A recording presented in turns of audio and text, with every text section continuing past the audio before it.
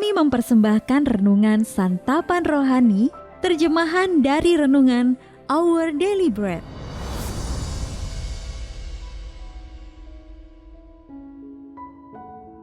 Untuk menerima notifikasi video baru kami, silakan tekan tombol subscribe dan tanda lonceng di bawah ini.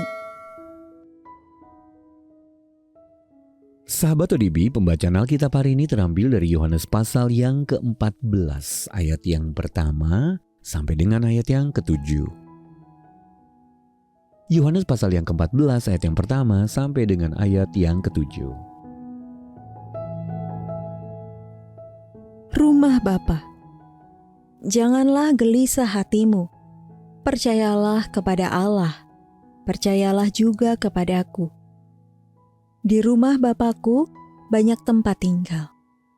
Jika tidak demikian, tentu aku mengatakannya kepadamu. Sebab aku pergi ke situ untuk menyediakan tempat bagimu.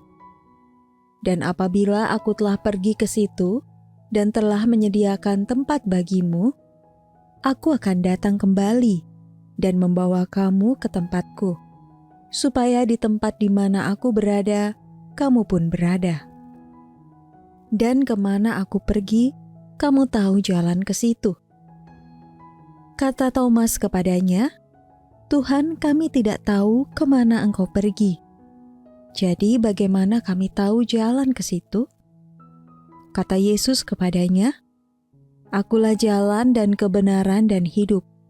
Tidak ada seorang pun yang datang kepada Bapa kalau tidak melalui aku. Sekiranya kamu mengenal aku, pasti kamu juga mengenal Bapakku. Sekarang ini kamu mengenal Dia, dan kamu telah melihat Dia. Ayat mas renungan hari ini terambil dari Yohanes pasal yang ke-14 ayat yang ke-6. Kata Yesus kepadanya, Akulah jalan dan kebenaran dan hidup. Renungan hari ini berjudul Menghayati Kebenaran Kristus, ditulis oleh Karen Pimpo. Sahabat ODB, ketika teman saya Connor mengambil foto dengan kamera tuanya, ia tidak mementingkan pencahayaan yang menarik, memoles bagian-bagian yang coreng-moreng, atau membuang bagian yang kurang enak dilihat. Hasil fotonya terlihat begitu apa adanya. Namun di konten media sosial saya, karya foto Connor tampak menonjol di antara foto-foto orang atau tempat menarik yang telah diedit dengan sangat halus. Jadi meskipun tidak lazim, karyanya begitu indah karena menyampaikan kebenaran tentang sesuatu tanpa ditutup-tutupi. Sahabat ODB, kita semua merindukan kesejatian. Tetapi terkadang kebenaran tidak selalu menarik bagi kita.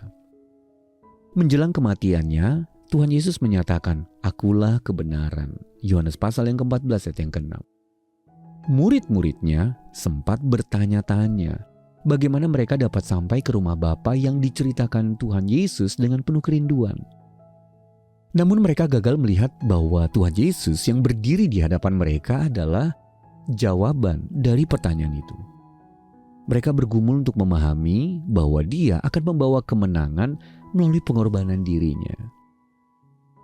Sahabat ODB, Yesaya bernubuat bahwa Mesias yang akan datang tidak memiliki keindahan maupun keagungan.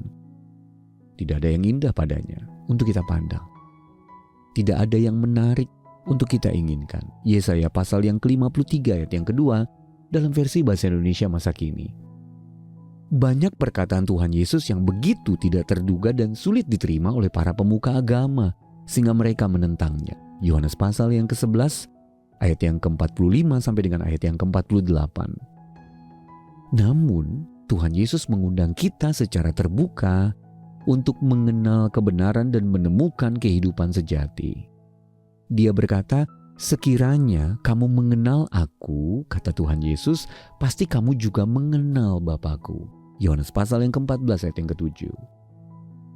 Di tengah dunia yang penuh kepalsuan dan tidak realistis, hayatilah kebenaran yang indah dari Kristus hari ini.